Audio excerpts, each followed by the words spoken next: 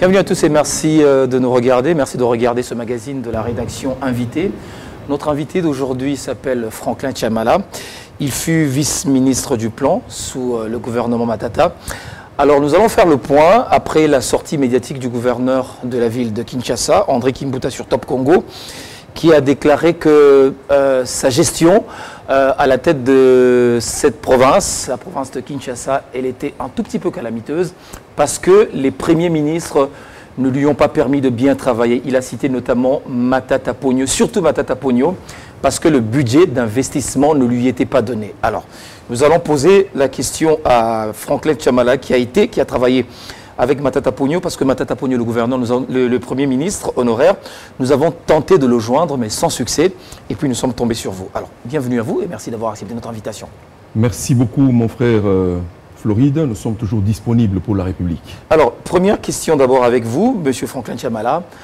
Est-ce qu'il est prévu au niveau du gouvernement de verser pour le compte de la ville un budget d'investissement qui lui permette de mettre en exécution des projets? Mais absolument. Absolument. Et le budget d'investissement n'est pas prévu que pour la ville. Pour le gouvernement central, ce budget-là est prévu. Il est prévu pour un certain nombre de services centraux qui sont subventionnés par l'État. Mais il est également prévu pour les provinces. Et la ville de Kinshasa est comptée au nombre des 26 provinces de notre pays. Voilà. Alors, mais le Premier ministre, le gouverneur de la ville, dans sa sortie médiatique sur Top Congo, a dit que Matata Ponyo ne lui a jamais donné un rang durant son mandat. Pas d'investissement pour la ville de Kinshasa. Voilà pourquoi nous avons l'insalubrité partout dans la ville. Ben, merci beaucoup, mon frère Floride. J'ai beaucoup d'estime pour mon frère aîné André Kimbuta Yango. J'ai également beaucoup de respect pour la fonction du gouverneur. Je suis un ancien de l'hôtel de ville. Moi, je suis un ancien conseiller du gouverneur. Un ancien conseiller du gouverneur de la ville. J'ai travaillé sous les gouverneurs Lokane Congo, Pessonam. J'ai travaillé sous Kouimbie et Kimbunda. Et donc, je connais bien la ville de Kinshasa. Alors, je suis mal à l'aise. Je suis mal à l'aise de constater que les acteurs politiques de ma famille politique n'échangent pas. Ah bon? Oui, parce qu'il y a des questions comme ça, ils préfèrent toujours les porter dans les médias, alors que ces questions peuvent être abordées dans des espaces appropriés au sein de nos propres partis et au sein de nos regroupements politiques. Mais une question lui avait été posée sur un média. Non, non, non, non. À sa demande. Il a bien dit que c'est lui qui était demandeur de cette émission-là. J'ai bien suivi. Alors, Kimbuta André, c'est PPRD. Le Premier ministre Matata, PPRD.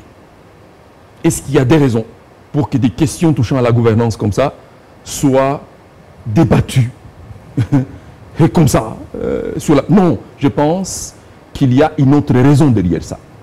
Je vais vous donner la raison.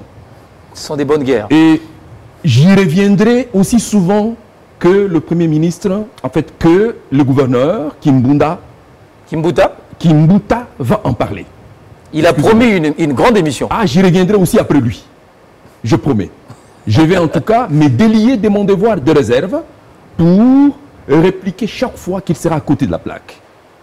Parce que l'opinion a quand même droit à la vérité. Mais vous aussi, vous êtes de la famille politique du chef de l'État sortant, Joseph Kabila. Qu'est-ce que vous faites ici? Mais je réponds simplement, je réponds aux propos que je trouve belliqueux d'un homme, à mon avis, qui aurait pu se taire.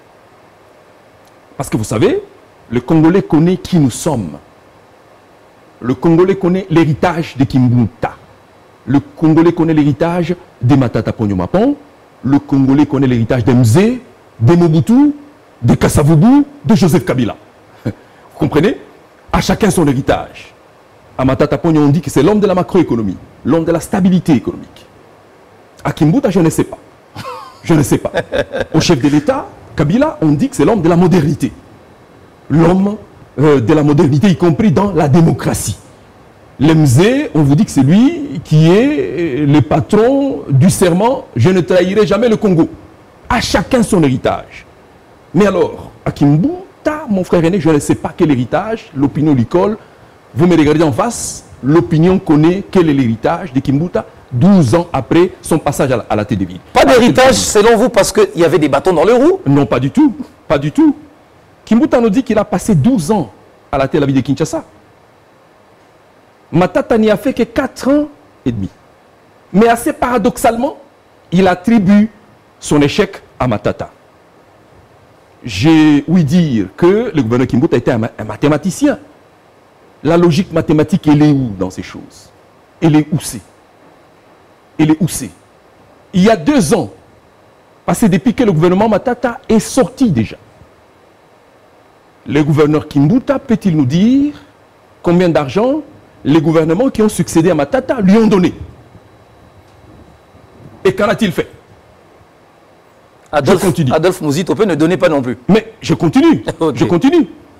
Il a bien dit qu'il a construit 300 écoles, n'est-ce pas? 300 en 12 ans. C'est un mathématicien. La moyenne, n'est-ce pas, par année, vous donne à peu près 26 écoles. Est-ce qu'on peut s'en vanter? Est-ce qu'on peut s'en vanter face à un gouvernement central qui a fait en 2 ans plus de 700 écoles? Logique mathématique, elle est où? Ceux qui passent devant son ancienne résidence savent qu'il y avait devant cette résidence, à l'entrée principale de sa résidence, une poubelle pleine, débordante. L'entrée principale de la résidence du gouverneur de la ville de Kinshasa. Poubelle pleine et débordante. C'est Matata Pogno qui lui a dit de garder une poubelle comme ça devant sa résidence, officiel. Vous parlez de l'avenue Mandarinier? Absolument. Poubelle pleine et débordante.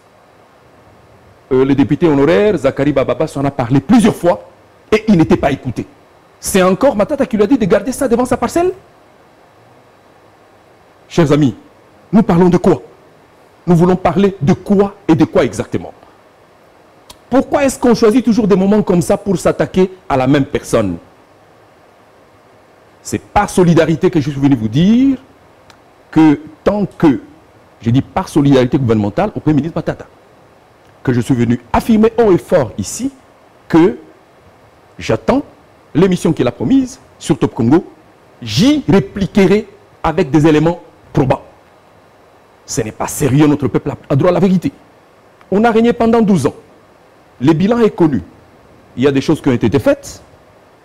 Il y en a qui ont été faites de manière tout à fait déplorable. Il y en a qui n'ont pas été faites du tout. Il faut assumer son bilan et ne pas chercher des boucs émissaires.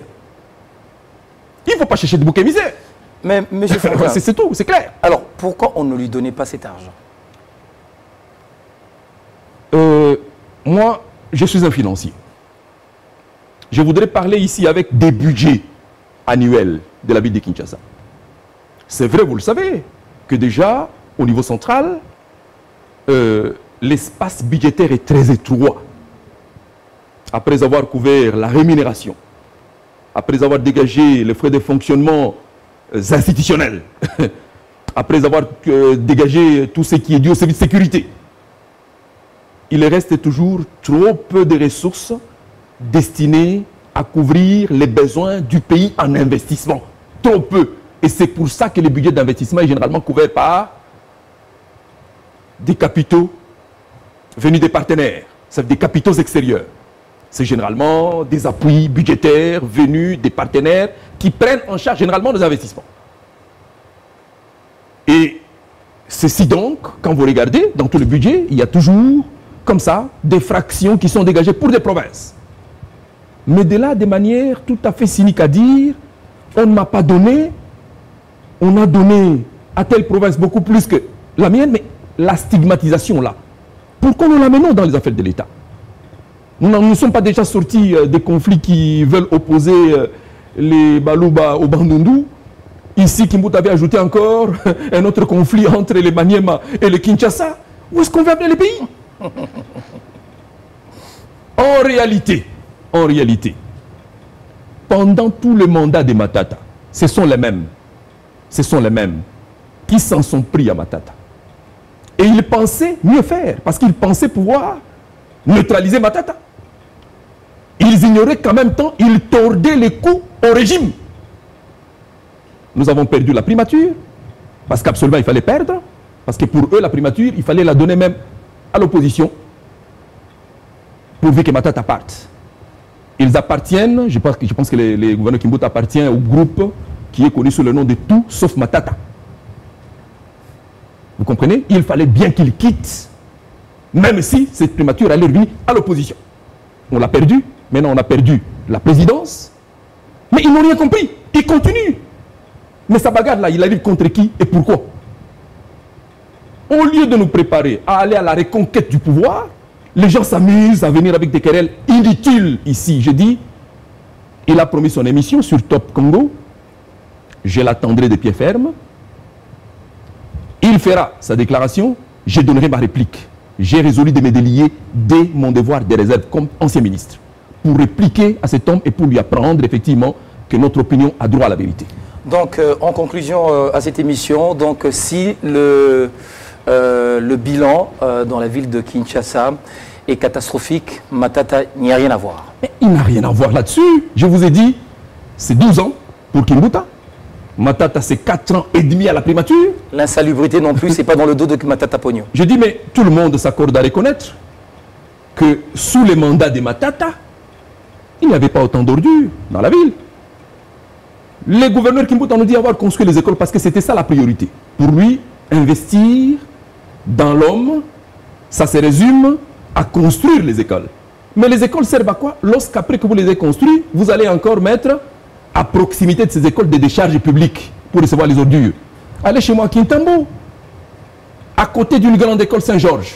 C'est une décharge publique qui est rarement vidée. Investir dans l'homme, c'est d'abord investir dans la santé de l'homme. D'abord dans la santé de l'homme.